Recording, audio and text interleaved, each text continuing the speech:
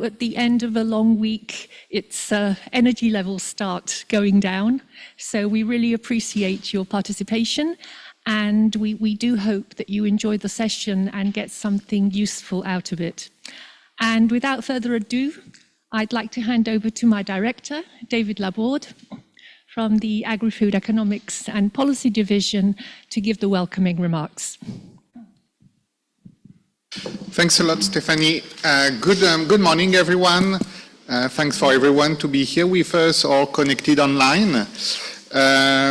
As it has been said, at the end of the CFS week, so we really appreciate that you stay until the end for this very important topic. In my division, we have the pleasure to look at this both in terms, of partnership, of institution, and in terms of research. And it's obviously not something that can be alone, so we really need partners and how we can strengthen collaboration, because this question of living income starts with a very simple idea, and I think a powerful idea. The fact that we want to make sure that the people that feed us, and in some cases people that provide us very sweet things, and even luxury products like coffee or cocoa that we don't really need to survive, but that we enjoy, and for some of us actually increase our productivity, have a decent life, because today is not the case. And that fosters this question of inequality around the world. And if we want to achieve sustainable development, we want to make sure we deliver on the social outcome, on the economic outcome, and the environmental outcome. And clearly, the living income will contribute to the social aspect, but also help to foster value chain. And I think in the world of today, some of these value chains are already under threat due to climate change, to geopolitical tension. But the fact that we will still need these farmers in 25 years is not guaranteed. We see a lot of rural exodus and things like this. So really, this living income can be at the center of some of the solutions we propose in terms of sustainable development. And also there is an environmental aspect. When you fight to survive, protecting the planet is not really your priority. So making sure that people have decent livelihood when they can think about today, but even more important, tomorrow, is key. And I think bringing these different partners, that's what we try to achieve here, how you move from a powerful idea to actions and to concrete solutions that are not so easy to put in place sometimes. And I think today you will see an example of this, how you make it happen, and how actually you combine the work of researcher, academic, of policymakers, but I would say even more important, the private sectors. And that's a very concrete example of this type of public-private partnership we try to achieve, and that at FAO we really call for in order that we can achieve this vision of the world without hunger, without malnutrition, and where all farmers have a decent livelihood, and at the end we can deliver on better life. And now I'm going to give the floor to a very critical partner and collaborator that make this type of things possible.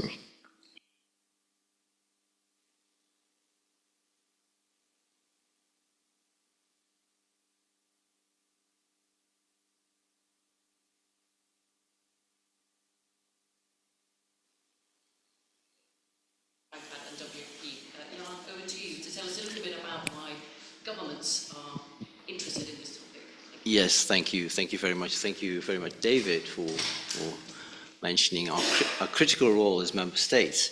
And good morning, ladies and gentlemen. It's a pleasure and an honor to make a few opening remarks here at this important side event. I've been asked to talk about governments in general and the Netherlands in particular, and how we can support a living income, and also how CFS and the Rome-based agency can be instrumental. Now, let me start by saying that this side event should, in my view, not be too much about the what. Nobody is against a living income, I presume. There is a clear need for it, and that has been made clear by the SOFI report, with 2.6 billion people, over 500 million households, that cannot afford a healthy diet, there is a clear need.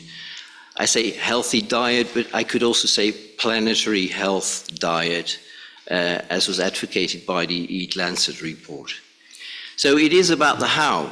How do we need to, what do we need to do, and how do we need to do that to provide farm households with a living income? The how is essential. And I would argue that we need three things.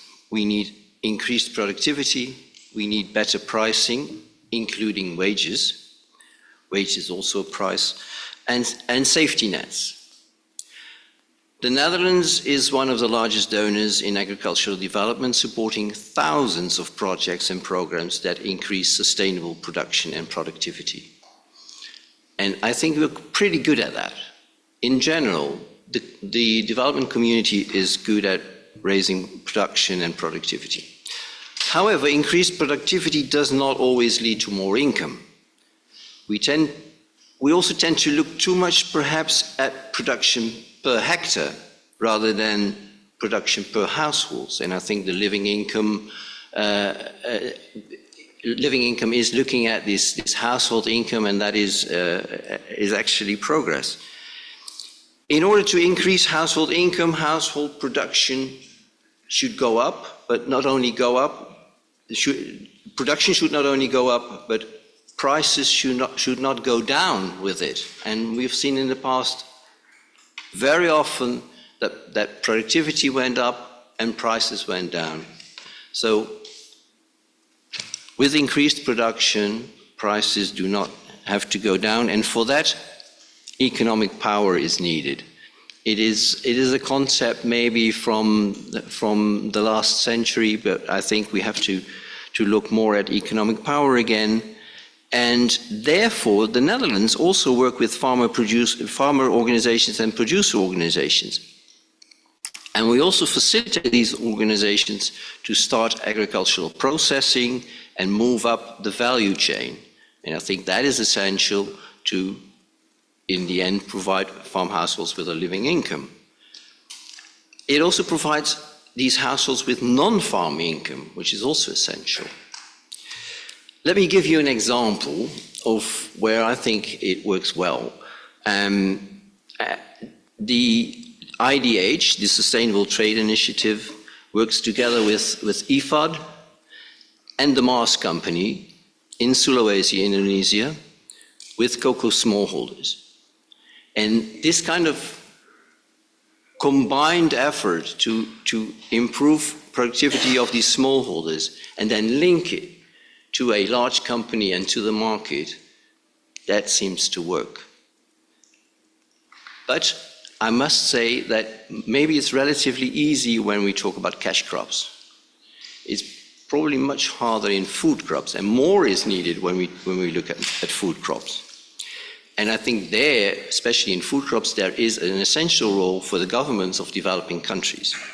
They can provide the enabling environment that is needed to connect farmers with markets. However, in the end, let's be frank about this, it will probably not be enough. If we look at Europe, also, our European farmers do get income support. So probably also in developing countries, we need safety nets, because there will always be farm households that cannot make a living without income support. And we've seen good examples of such safety nets, also in developing countries that are paid for to a large extent by domestic resources, and that makes the model sustainable. So those are a few of my thoughts. And I think CFS has done a great job and continues to do so by providing guidelines that are conducive to reaching a living income for all. Bringing in the private sector, you mentioned it, and civil society is very important in that respect. So, having said that, I look forward to learning a lot more today in this event about living income in practice, and I wish you a good event. Thank you.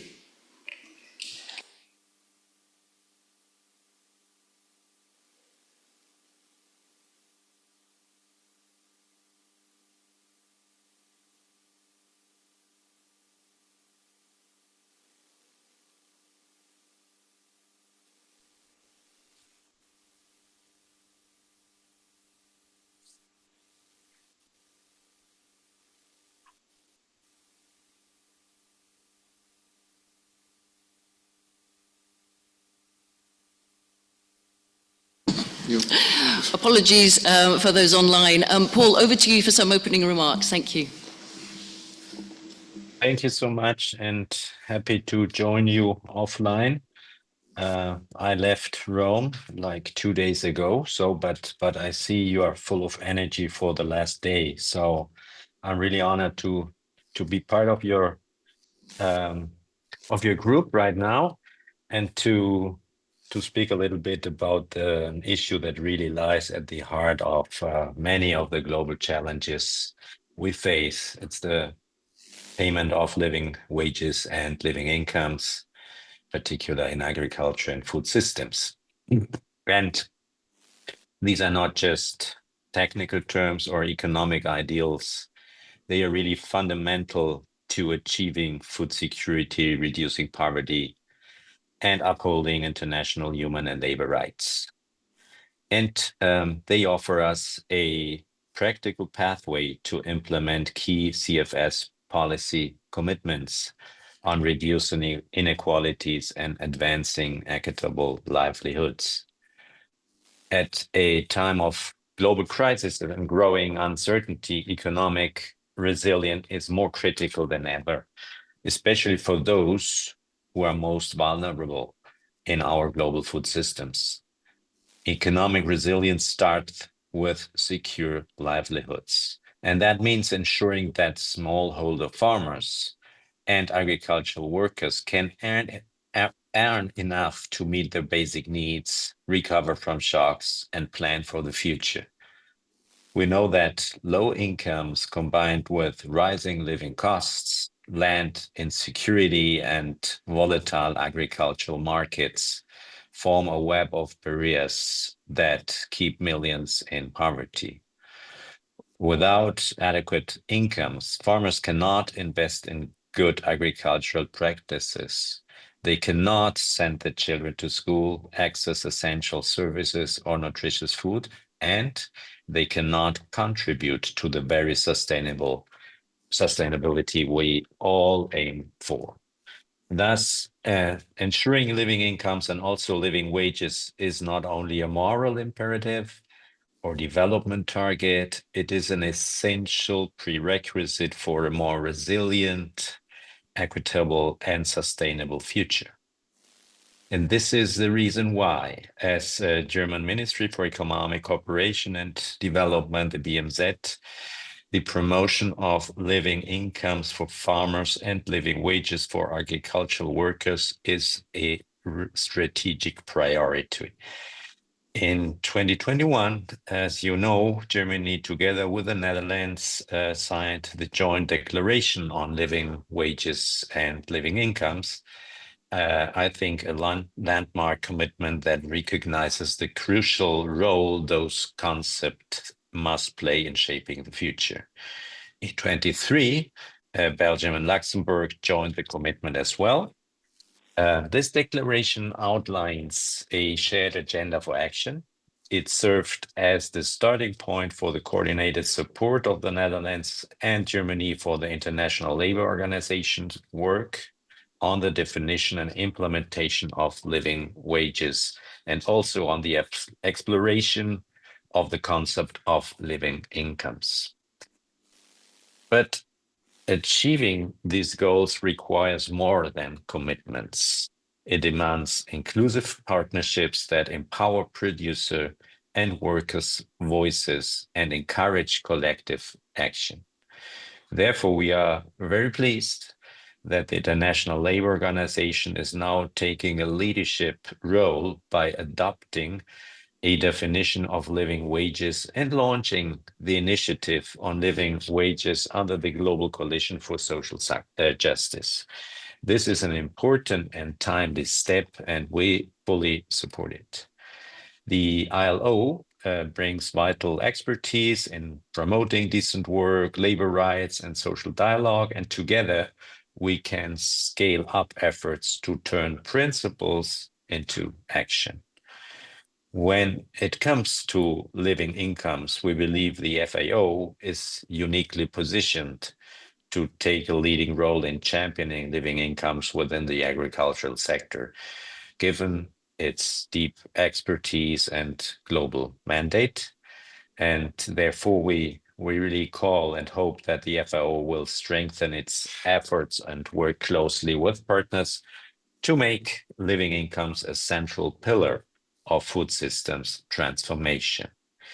The Committee on World Food Security, CFS, is a key partner in this effort, and it provides valuable space for dialogue, consensus, and convergence, exactly what is needed to align global action for dignified rural livelihoods and resilient food systems.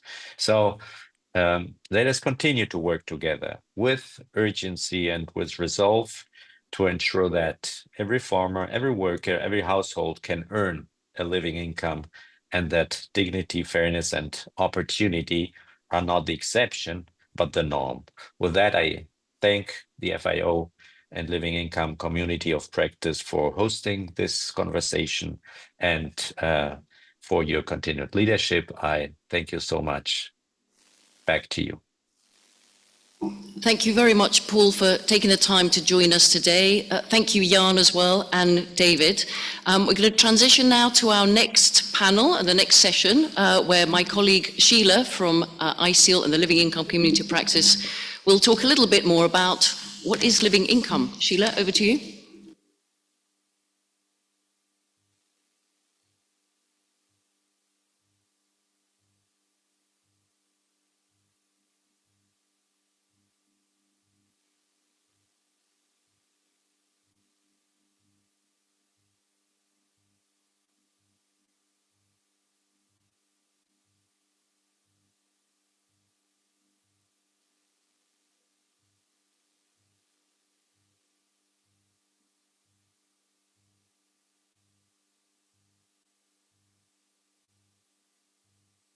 Raise of hands, how many of you work on income improvement programs?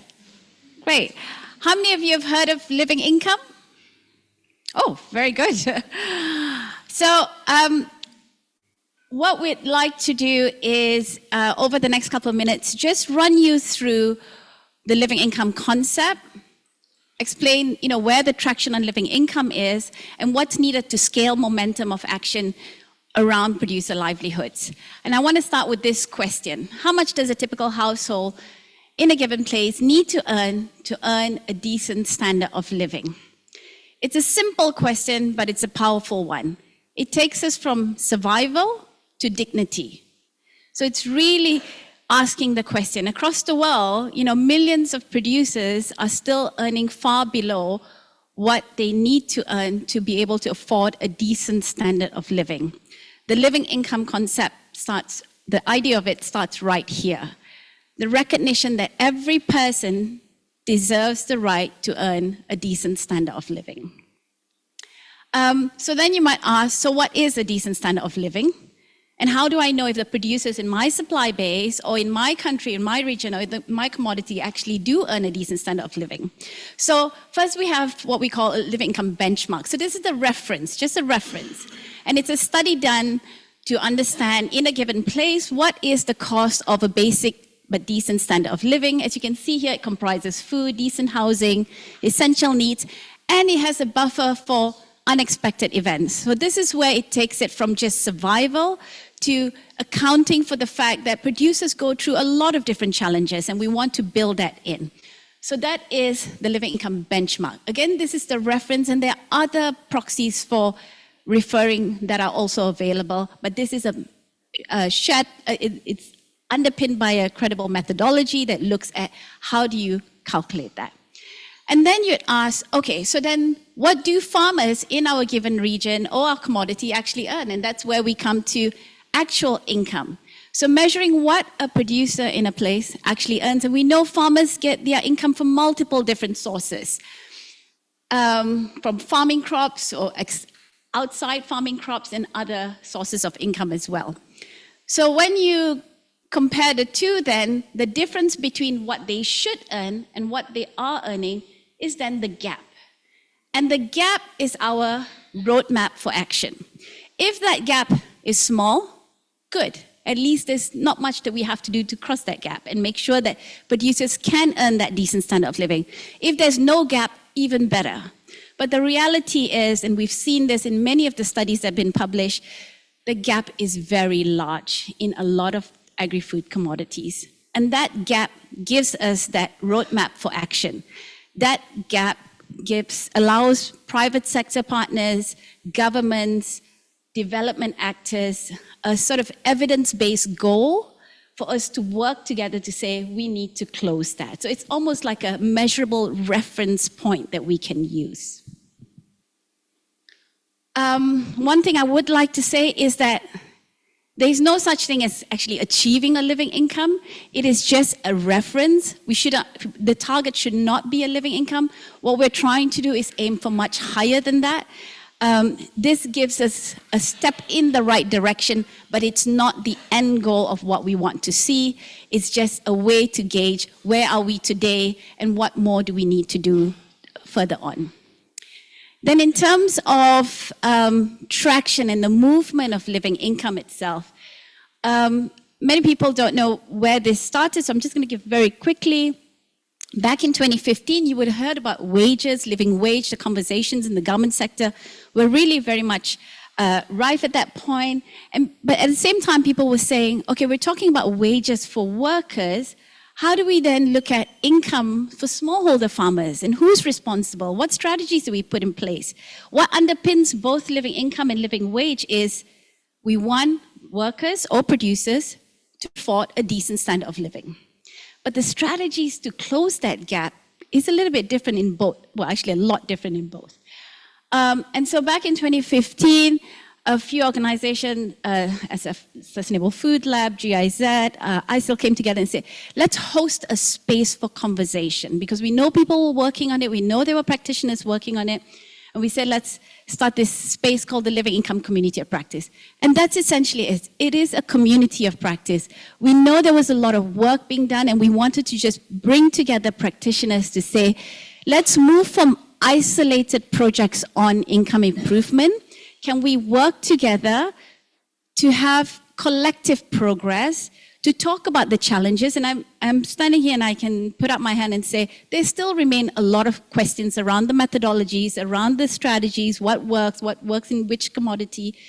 But here's a space that we have that we can do.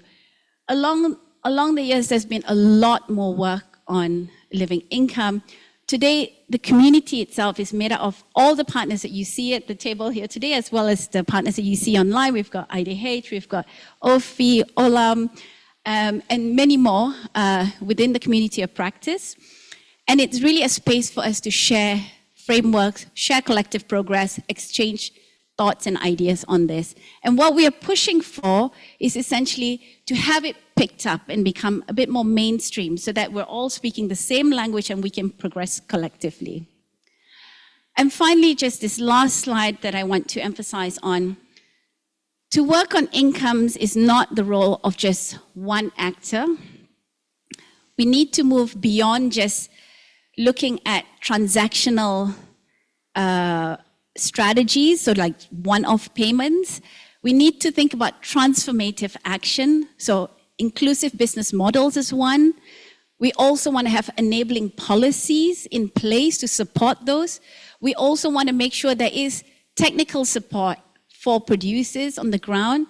So it needs equally the roles of different actors to come together. And that's where I think is the biggest sort of area for us to work on to improve, to provide some greater clarity on the roles of the different actors, be it private sector, be it governments, be it development actors.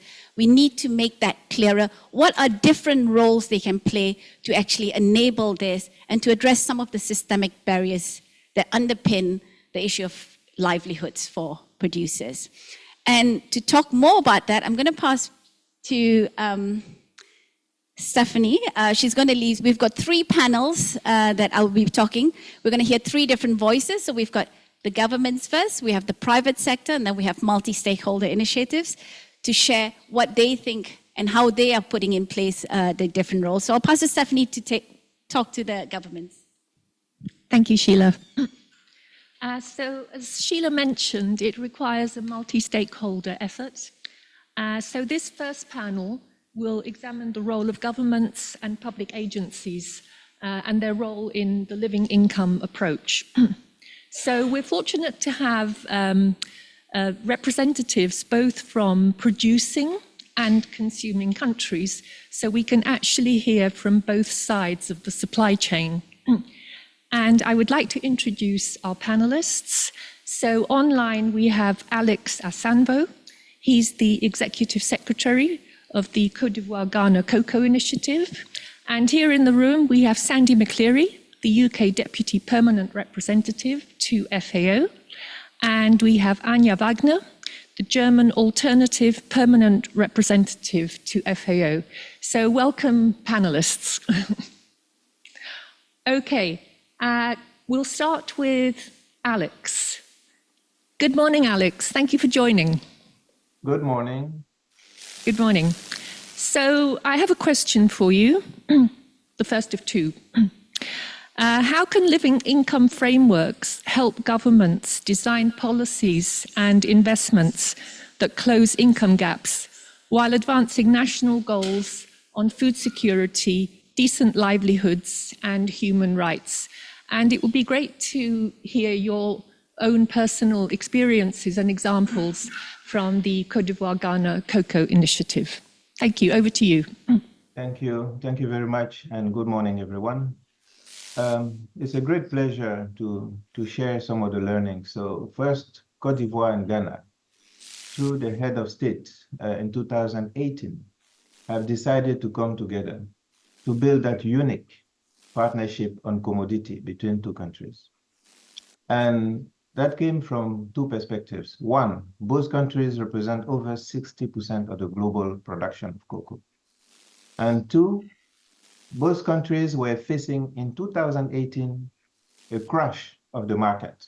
So the price of cocoa went so down that it wasn't possible for them through the system to provide any minimum guarantee price for farmer that is relevant.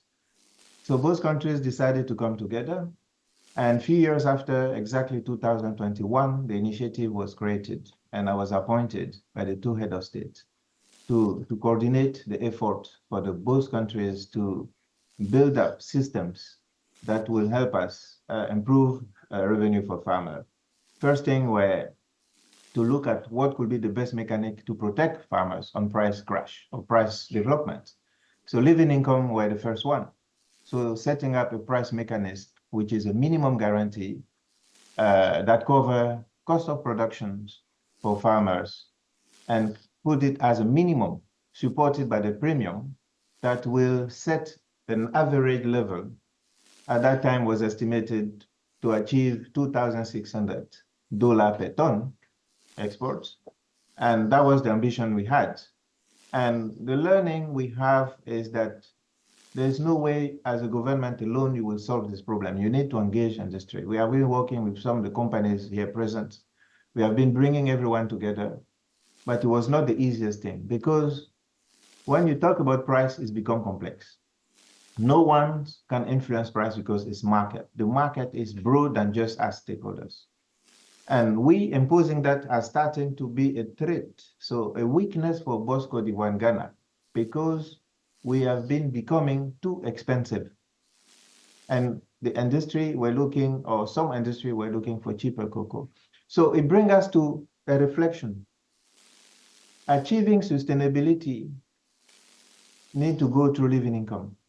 And when we put that system, it has helped protect farmer, but it wasn't easy because it was not a concept that was embedded by everyone. Why a minimum guarantee for farmer?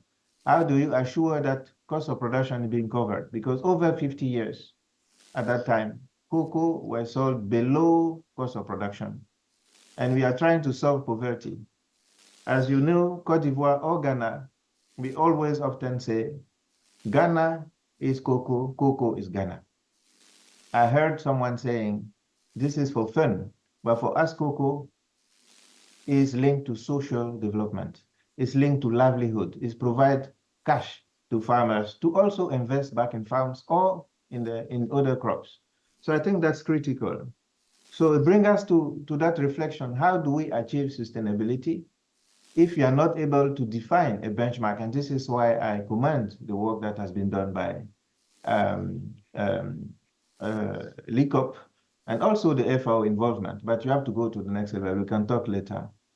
If we don't have data, and as I said, 2018, between 2018 and 21, we were working on achieving living income based on cost of production. Today, as I speak, inflation, dollar value, different other problems have almost tripled the level that we were in at that time when we were building up. But then you add cost of sustainable production. Once you add that, that's another level. That cost that need everyone to align on it. How do we build a sector? For example, cocoa, where doing good is rewarded. I think that's where we want to be. We don't want a sector, and this is why both countries have implemented this policy, and myself, I've been spending my past 4 years just working together with all stakeholders possible to assure we come to a level where we can agree, at least on cocoa, on most key commodities. How do we assure that we protect people and planet? By building up common data institutionally that everyone can agree and say, well, for this commodity, these are the data, this is the level that minima we should do. Then we stakeholders, government, industry, all of us can work out and build up a level playing field, because we can impose, but if you become a losing competitive advantage for companies, that's not good for them, because no company will go and invest or operate somewhere where they will buy something expensive, but others can buy cheap, and then they will all compete at the same shelves. So I think that's a whole concept that for me, we have to come to. How do we achieve sustainable productions by protecting people and planet? And cocoa, any other commodities can build that path. And we have developed it by the living income differential price mechanic, which we are reviewing now. We are reviewing the cost of production to produce cocoa. We are including now new concept of what sustainability costs are additional to it.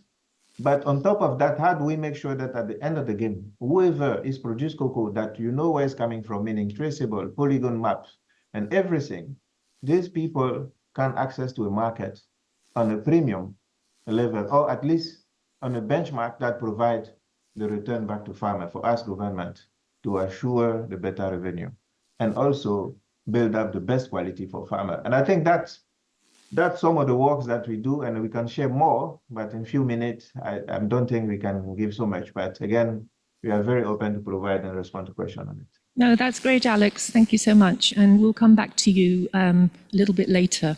So I'd like to pass the floor to Sandy now. And basically, it's the same question, Sandy, but from the consuming country end. Thanks so much, and it's a pleasure to be here. So, living income frameworks are central to the UK's development and climate strategy. They provide a practical, rights-based approach to addressing poverty and inequality, which are key barriers to achieving food security, decent livelihoods, human rights for smallholder farmers, and healthy diets in line with planetary boundaries. As we just heard in earnest, I think from Alex, millions of smallholders we have to recognise in cocoa, coffee, palm oil, and other commodity sectors live below the poverty line. And we all know that poverty is a root cause of deforestation and food insecurity in a bit of a vicious cycle. Low incomes force farmers to prioritise short-term survival over long-term sustainability, often leading to deforestation and environmental degradation. In Ghana, for example, the context that Alex works and knows so well, food insecurity is the primary driver of smallholder-led deforestation. At the same time, gender equity is a key consideration. Women make up 40% of the cocoa labour force, but own only 2% of the land. Living income approaches must be gender responsive and can be to ensure equitable benefits. So this is all why the UK has a long-standing commitment to protecting forests while supporting livelihoods, including through our £3 billion international climate finance for nature between 2021 to 2026, with £1.5 billion dedicated to protecting and restoring forests and supporting forest-dependent communities. At the same time, Our Investment in Forest and Sustainable Land Use Phase 2 programme is embedding living income objectives into its core. It supports inclusive, sustainable business models that deliver public-private partnerships at scale, raising incomes while improving environmental outcomes. We're also working on this at the domestic level. We had a fantastic delegation here last week of young farmers and fisherfolk who were raising some of the same kinds of challenges around living wages and living incomes and the ways in which the UK government is helping them as part of a wider package of support. So I think, in conclusion, living income frameworks help governments align social and environmental goals. By ensuring that farmers earn enough to live with dignity, we reduce the need for harmful coping strategies like forest encroachment, while also building resilience to climate shocks and improving food security. And actually, I said finally, but I will now say finally by saying, I think there are a lot of opportunities at the multilateral level, not least here in Rome. That's why this event is fantastic, building on existing connections between LICOP and FAO, and looking forward to working together to see how we can work further on some of these issues, but through the governance structures. I think there's a lot of practical action that's already happening through FAO, through EFAB, through others, but how can we bring this to scale? How can we look at the policy, the norms, the guidance that Sheila was talking about to really mainstream this through the kind of work we do to make sure that ultimately decency and dignity are at the forefront of all that we work on. Thank you. Thanks very much for those insightful comments. And it's good to know that things are already getting off the ground and that governments are taking action. That's really encouraging. So last but definitely not least, Anja, it would be great to get your perspectives from the German angle and the policies and the investments that have been made. And I think Paul already referred to this in his opening remarks this morning. So please, the floor is yours. Thank you so much, and also thank you for allowing me to speak here. I couldn't agree more to what Sandy just had said, and I would just like very briefly highlight a few other aspects. For us, or we see the living income concept as a powerful tool, not just to measure poverty, but to build inclusive and resilient economies by anticipating risk before they become crisis. It helps to detect risks like widespread underpayment in key sectors, high vulnerability to poverty and social instability, regional or gender inequality in income levels and access to services, or market failures where economic growth doesn't translate to improved livelihoods. It allows to identify where income gaps exist, particularly among vulnerable groups such as smallholder farmers, women, informal workers, or rural communities, and to understand root causes, whether due to low farm gate prices, land inequalities, or market exclusion. The living income concept can help evaluate whether current policies and programs are effective in addressing the income gap, and we can prioritize and target investments, public and private, to where the need and potential impact are greatest. And to make this clear, it's not about dictating prices in any way, it's about raising awareness and to use all the different stakeholders involved to find solutions, common solutions, and to end up with a real product price that reflects all the different aspects of the production and not just some.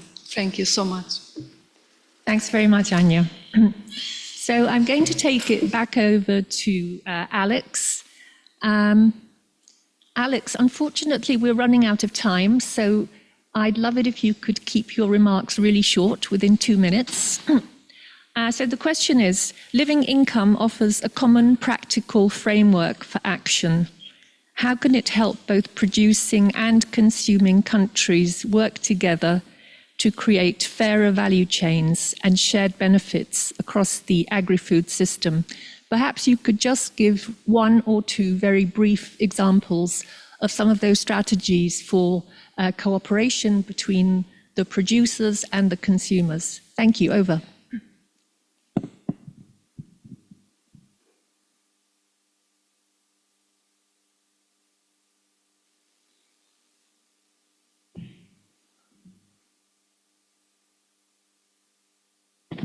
Alex, you're on mute.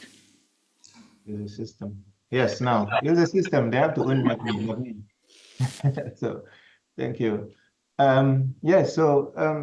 In fact, there are many strategies, but the first thing we have to look first is the ultimate goal, which I forgot to mention earlier, is a decent income. So the living income is a trajectory, is a level, is a minimum we need to, but we have to build decent so that people go above just the minimum. And the key strategies that are here, which I see, is data. So it's not a question of farmer or consumer, it's first, how do we build up the right data? And I think we government have the data on the yielding, on the element or household element, etc. But also at consumer level, we have to understand also there are two levels. One is marketing, second is awareness. So what's the right level of price for certain products for a consumer to feel comfortable? Because at the end, the much expensive something is, the less interest this consumer have. But the best awareness it is in terms of how the cost associated to the product that people are eating are there. But it's not just all to bear on the consumer. I think so far our reflection is consumer or farmers. This is not right. It's a value chain. How do we build a value chain that are responsible? How do we assure that procurement is built on the responsible way so that we can always define the right people versus the non-well-established players? So data, excuse me, data is very important. And I see FAO playing a very strategic role. And this role will help us building up a very strong level, which we can all leverage to build up this conversation. So for me, that's probably the main strategy that I see here, because it will inform our policies. It will inform even further policy we see in Europe and any other places where sustainability legal elements are being built. So for me, is building data, aligning data, and continue building it on the current development like inflation, crisis, etc., so that we can really help inform us and building our policies. So that's for me in short, slot that what I could say in terms of strategy. Great, thank you very much. I think at the end there may be time for a short Q&A session, so if anybody has questions on that, they can get back to Alex. Sandy, I'll pass over to you. Again, a brief response, please, if you can keep it within 2 minutes. Of course, thank you so much. So I think we've heard that the living income is a unifying concept that can bridge producer and consumer country interests. I think with data, it provides a shared goal for governments, businesses and civil society to align around fair value distribution and sustainable supply chains. Lots of my colleagues, my teams at HQ have given me lots of examples of how we're working as the UK to support that across NISCOPs, across the FACT dialogue, across the Amsterdam Declaration partnership. But I'll make 2 very quick points rather than going through the detail there. I think it's important to say that we are working very closely with producer governments in countries like Ghana and Cote d'Ivoire, which have adopted living income policies. The UK is supporting enabling supply-side policies that help farmers achieve a decent standard of living. And doing that kind of work, I think, as relates to what David was saying earlier, is really crucial for then coming together as producer and consumer countries to then have a more coherent approach to approaching the private sector. The private sector is key, and then through partnerships like that we have with IFECA and ISEAL, we're then testing business ambition for living income and encouraging companies to adopt those fairer purchasing practices. So I see this as part of an ecosystem, but that partnership, the bridge building between consumer and production countries, is incredibly important as part of that, I think, at the core. Yeah, I'll leave it there. Thank you. Thanks very much. And I'd like to pass over to Anja now for your perspective. Thank you so much. The German Ministry for Economic Cooperation and Development is actively promoting living incomes through international cooperation, private sector partnerships and multi-stakeholder platforms to align those fragmented efforts, while also recognizing the need for inclusive dialogue to localize the concept and to foster local ownership. To give you just some brief examples on our approach, through our support to the International Coffee Organization's Coffee Public-Private Task Force, the BMZ, the mentioned ministry, promotes sector-wide dialogue and coordinated action in coffee-producing member states to establish living income benchmarks and to close income gaps. Private sector actors, such as retailers, can hold significant leverage to promote living incomes.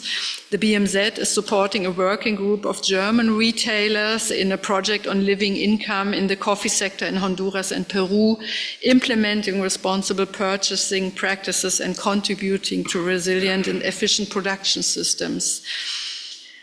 We are also part of a multi-stakeholder initiative like the German Initiative for Sustainable Cocoa, bringing together actors from across the private sector, the civil society and government to jointly work towards living income for cocoa producing households in Côte d'Ivoire and define concrete steps within their living income roadmaps to achieve this.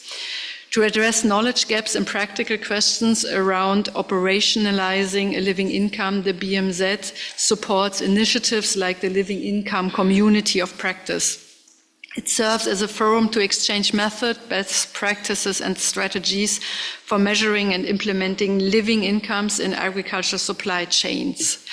The living income concept is not yet universally embraced. That's why we are here and are very grateful for this event. It's sometimes perceived as Eurocentric or externally imposed. That is why we need more inclusive dialogue, genuine partnerships, ensuring that the concept is rooted in local realities and shaped by the voices of those it aims to serve. Thank you. Thank you very much, Anya. So that concludes the government panel. I'd like to thank all the panelists for their great insights. And I'll hand over to Christina, who will be moderating the panel on the private sector. Let's give the panelists a hand.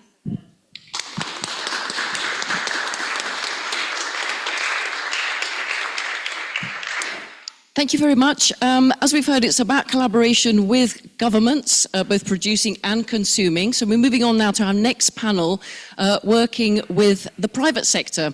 And we have joining us online Jan Wies, who's a global head for social impacts and human rights at Nestlé, and Yves-Pascal Suter, who's the global head for social impact at Olam Food Ingredients.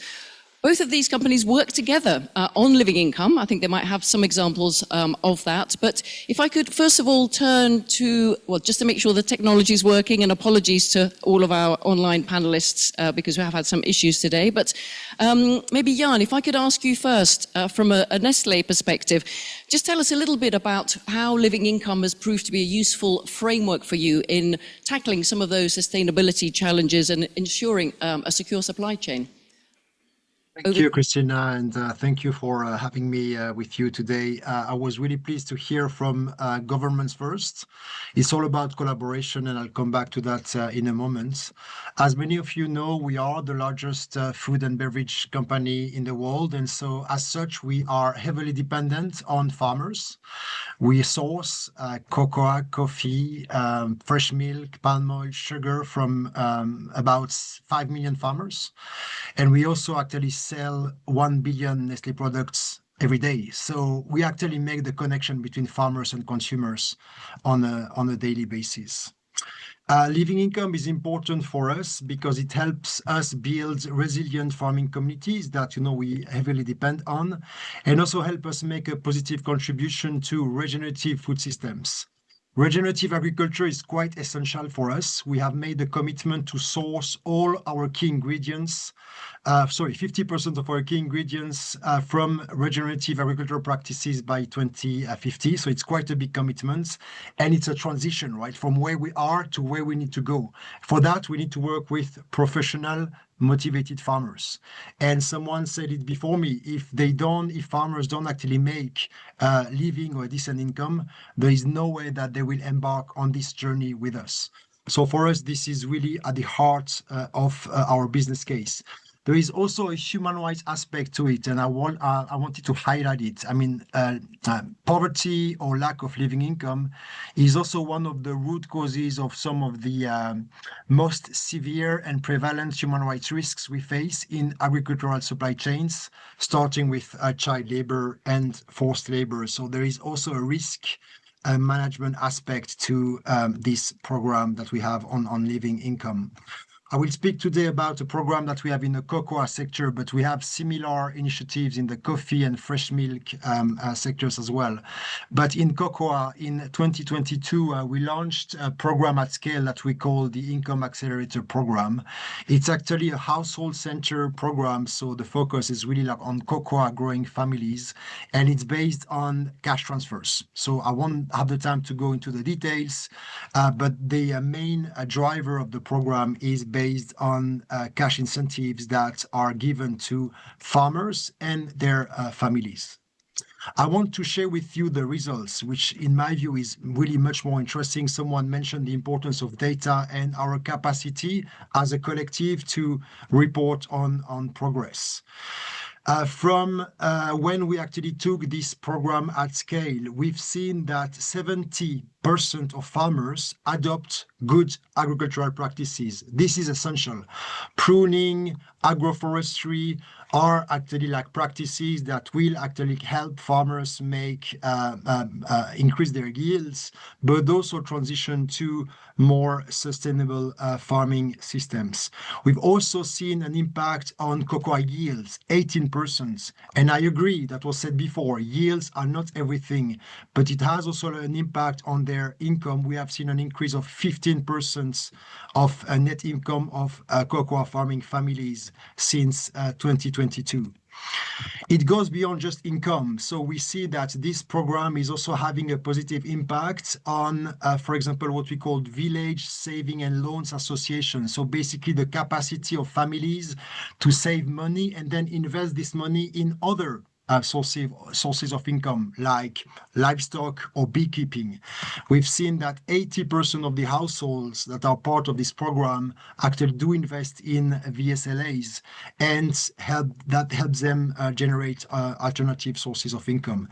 88% of the children that are in this program go to school, which is an improvement from 81% in 2022. So really significant improvements. And this is really like where the business case is for us, like showing that, the program works, that is having like a positive impact on farmers and contribute to their motivation to stay on the farm and continue farming, and even maybe motivate the younger generation to take over.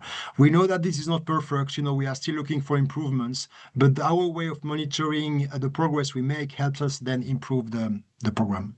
Thank you.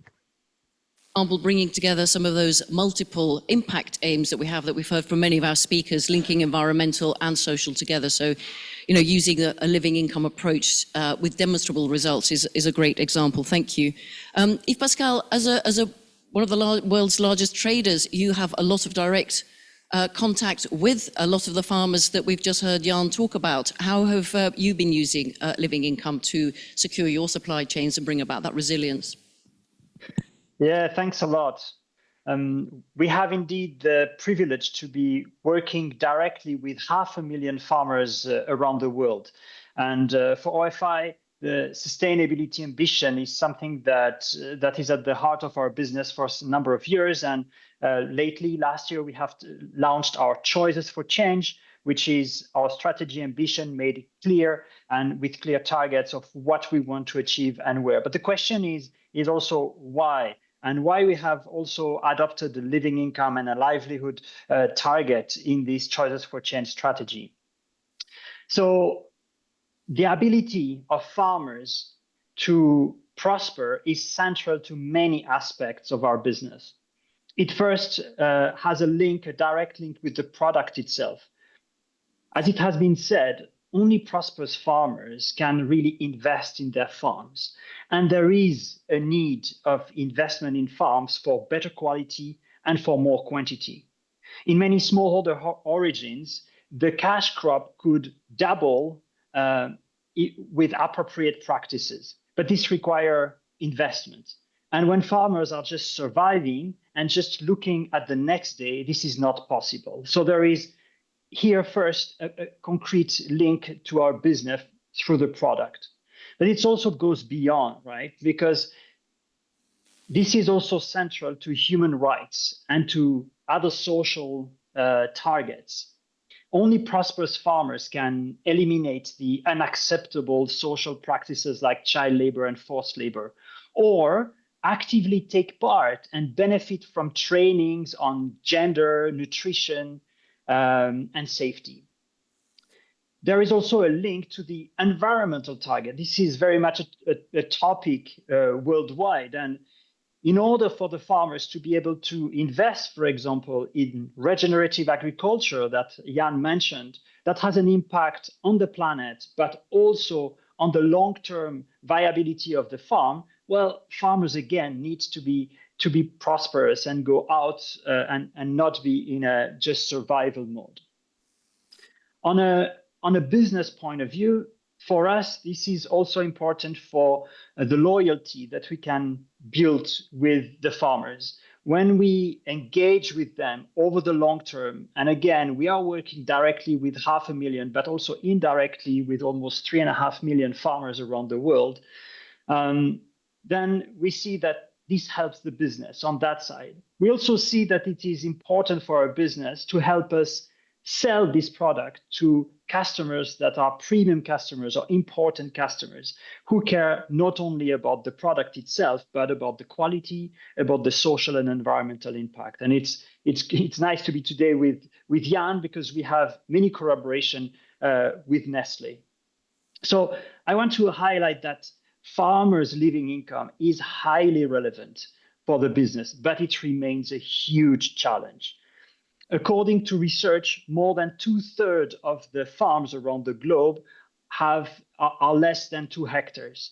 And this is where we need also much more collaboration with other actors to influence and to be able to move the needle.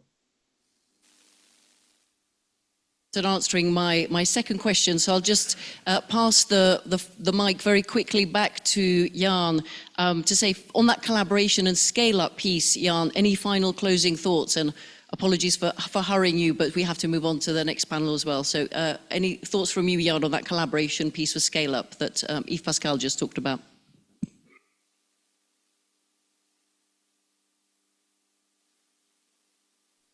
Okay, yeah, thanks. Yeah, no, absolutely. I mean, as I said, collaboration is essential. I just want to come back very quickly to what Yves Pascal said. I mean, the challenge is huge. As part of this program, we are investing 1 billion Swiss francs. So I just want to make sure that everybody understands what is at stake here. I mean, this is significant. We're not going to close the gap like from one day to the other. It does require significant effort and investments from companies for sure, but also like collaboration. So very pleased to collaborate, of course, with the Ivorian and Ghanaian governments on this program in both countries. But it also requires, of course, collaboration with business partners like OFI and other suppliers, and with peers and competitors. Right, we need to break, these competitive mindsets and really like bring the major players together. I see organizations like the FAO here, with their convening power to really like play a role going forward. And by the way, not only like in the cocoa sector, but also like in coffee, fresh milk, palm oil, you name it. We need to bring the different pieces together. We have great data, great results that we can share, that we can build on, but we need to take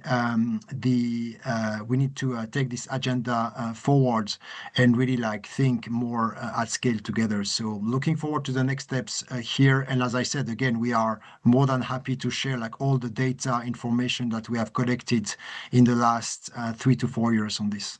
Thank you very much, Jan. Thank you very much, Yves Pascal, as well. Apologies for hurrying you along. We also want to hear now from, you've all been talking about collaboration and sector collaboration, and we have with us, joining us online, 2 sector collaboration efforts, Miguel Zamora from the International Coffee Organization and Jose Antonio from representing the World Banana Forum today.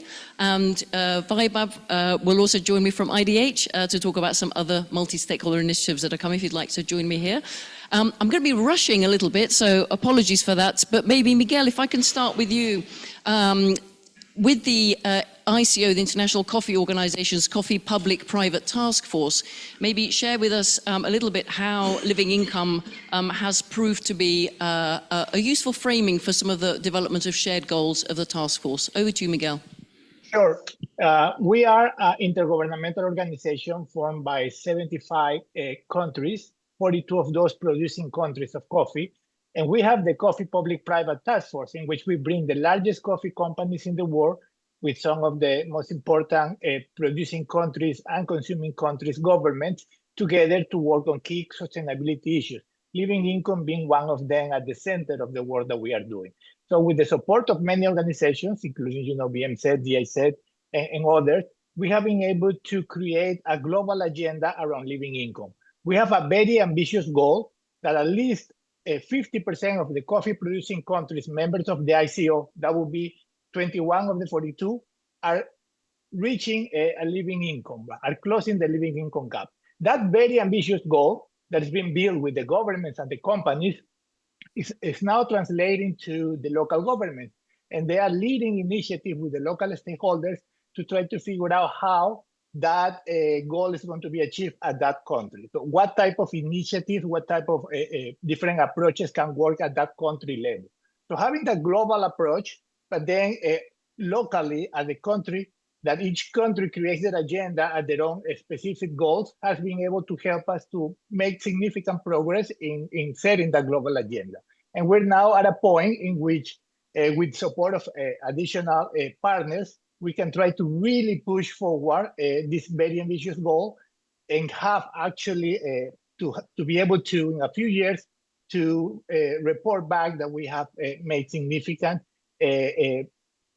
increases in the income of coffee farmers in a way that is very measurable, which I think that is a key part of what we are trying to achieve here too. Another example of a sector using living income to have sort of joint goals is the banana sector.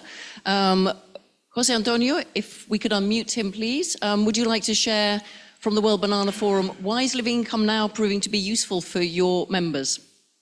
Well, dear colleagues, it is an honor for me to be here, and also about this crucial issue for the future of our industry and living income in the banana supply chain.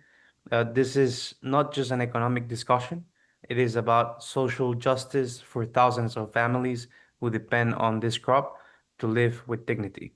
So through the World Banana Forum, we have built the technical, social, and economic foundations to make living income a reality.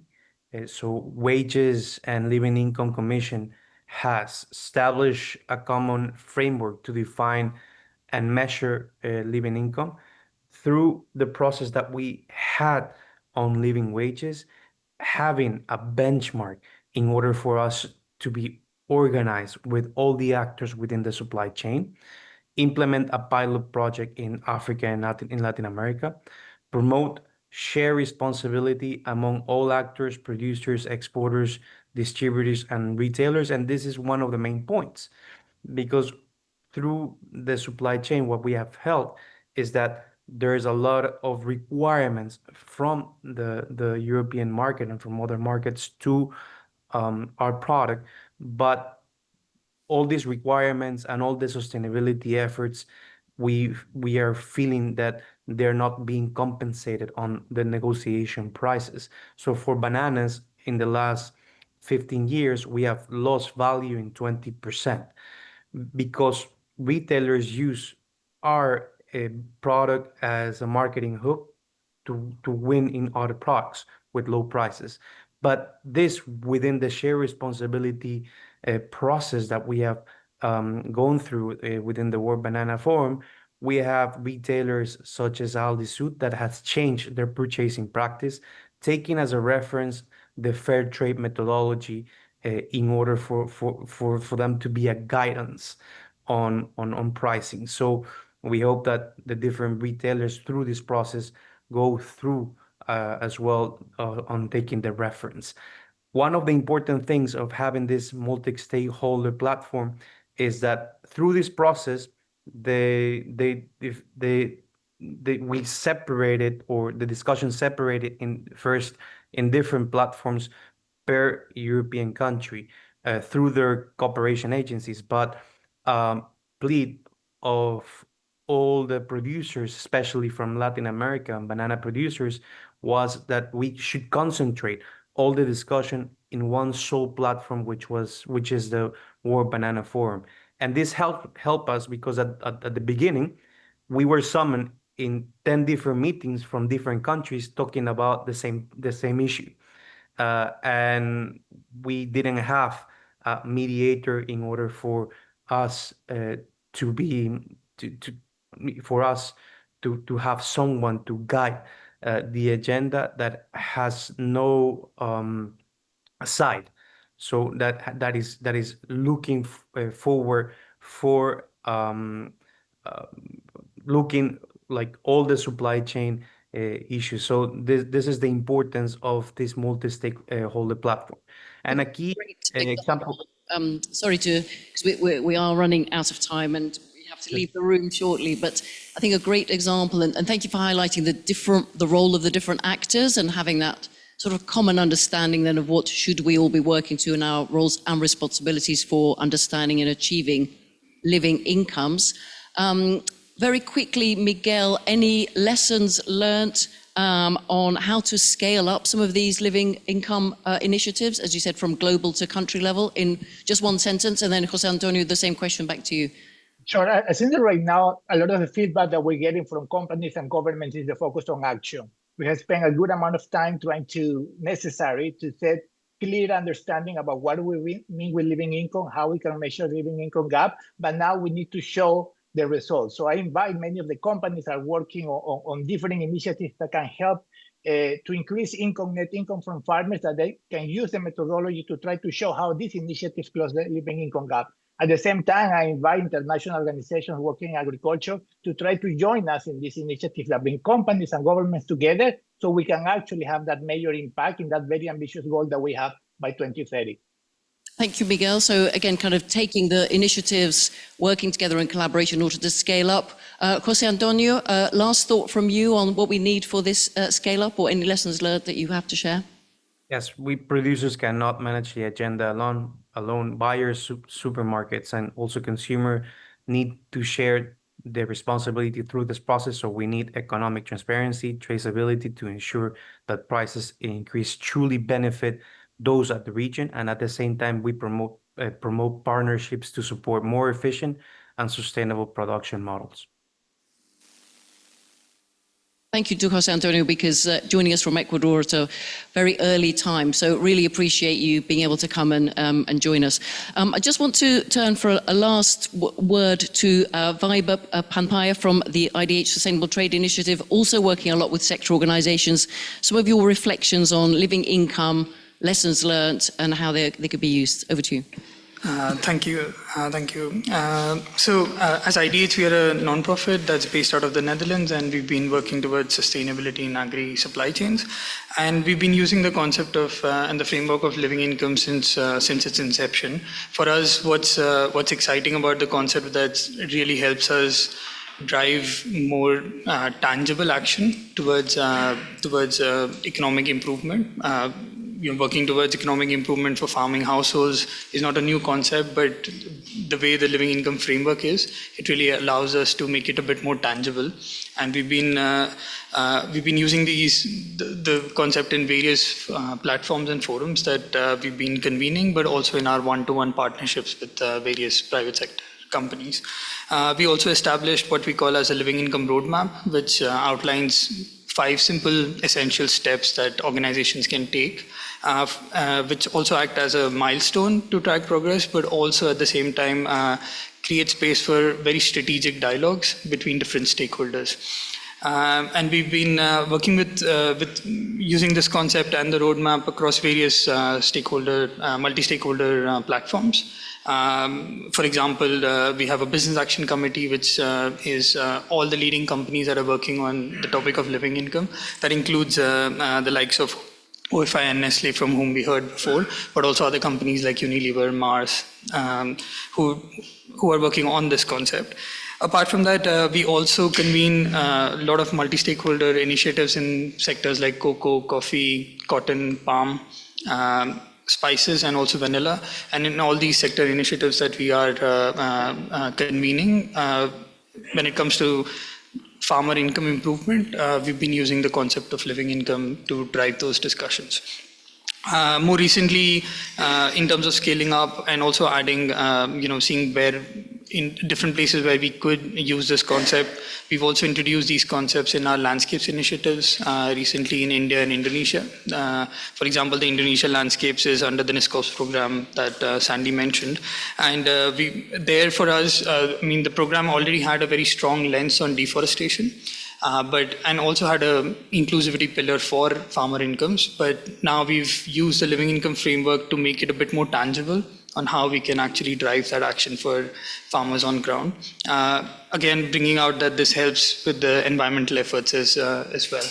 And if I have 1 minute, maybe I can just quickly summarize some of the learnings that we've had, which is, there are no silver bullets. Right? The moment you see the gaps, sometimes you realize that it's not just one strategy that's going to work, right? So we've been promoting how can you take a more holistic approach, which also means to think beyond just what producers can do differently, but what can other actors do differently in the supply chain, which is equally important. Things like procurement practice, but also pre-competitive alignment within the private sector.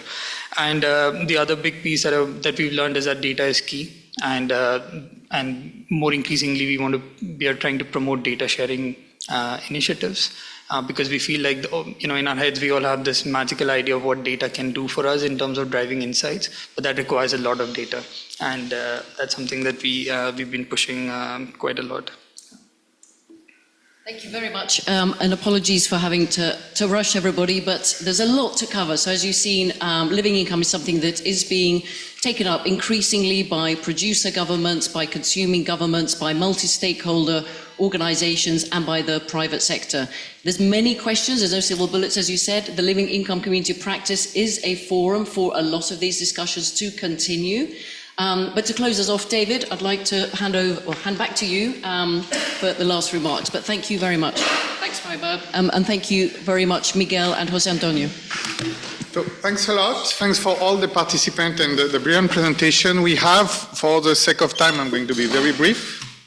On one hand, you have seen that how actually the living income is maybe not the only solution we have, but a key solution to actually deliver on what we try to achieve here, meaning the just transition into the agri-food system.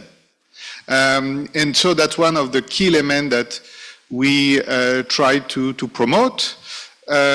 It has to be part of a more integrated strategy, and at FAO we have launched 2 years ago the global roadmap to achieve food security, nutrition in the context of climate action, showing that these things have to come together at the same time and require different solutions. Now, to deploy this solution, we need knowledge, we need partnership, we need also to make a business case out of it, and I think today you have heard about why it makes sense to create good living conditions today in order to make sure we have a tomorrow in many of this value chain.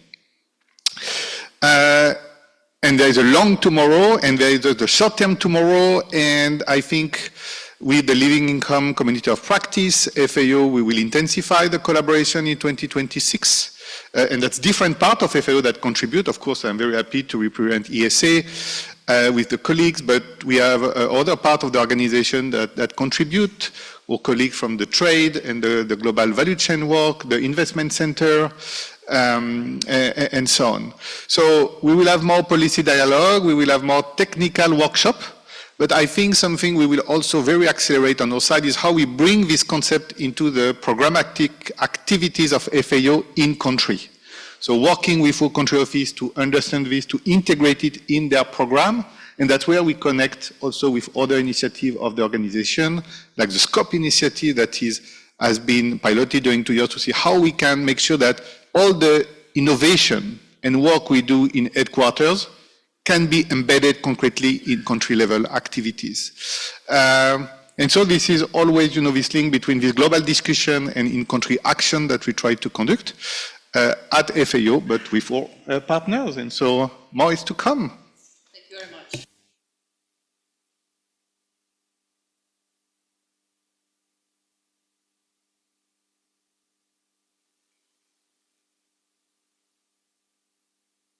Again, thank you so much.